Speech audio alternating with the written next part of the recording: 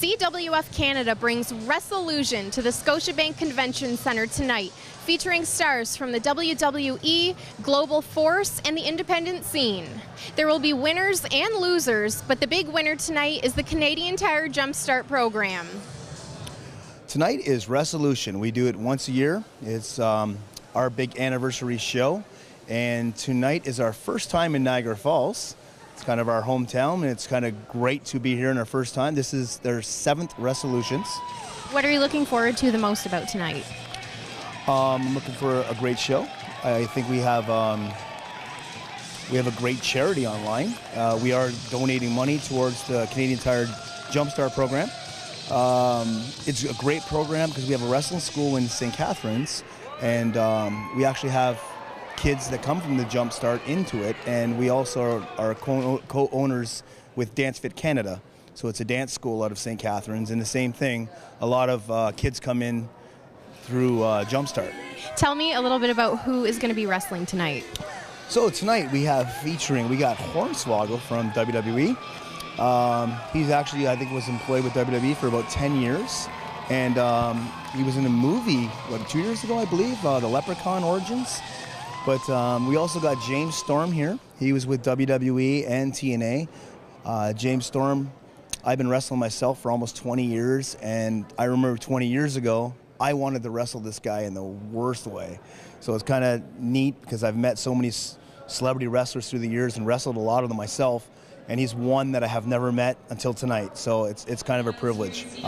We have Tessa Blanchard, who is recently in the Mae Young Classic with WWE. I was going to ask if there were any women. Yeah, we got a woman. We got Sin with us. He's a very creepy clown type gimmick. He was in WWE and TNA. So we got quite a few guys. We got Tyson Dukes and Cody Deaner, who also done some stuff with WWE and TNA as well. Dylan, is this your first time to Niagara Falls? I was here, not here, but to the falls when I was a kid.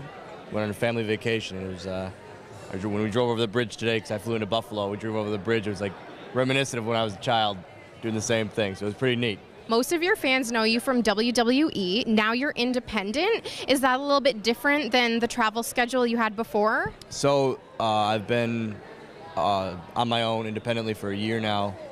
A couple months over a year, and I'm busier now than I have been in a long time. It's every weekend. I have one Friday in August off, one Sunday in September off, and that's literally it for weekends. But it's fun. I love this. I'm a pro wrestling fan. That's what I've grown up on. That's what I've always wanted to do. And now I don't have to answer to anybody but me. If I want to be home with my son, I can be home with him anytime. Just take the weekend off, and it's fun again. It's really like relit the flame to love wrestling again. It's all I know. What is it like meeting your fans here tonight? It's so cool. I've been doing this. I was with WWE for just under 10 years, and for them to say, "Hey, I remember when you debuted," compared to or the last thing I did with WWE. I realized how many different age groups I reached, and it's kind of crazy to me in reality because it went so fast. 10 years flew by, but it was awesome. That's my thing. I love meeting people. It makes me remember things that I forget because there's just so much going on. Dan, what brings you here tonight? I'm here to see the wrestlers at CWF. I'm a big fan. I've been a fan for years, and I've been enjoying it forever, so it's fun to see it live in Niagara Falls. Okay, is Brooklyn here going to be a wrestling fan as well when she grows up?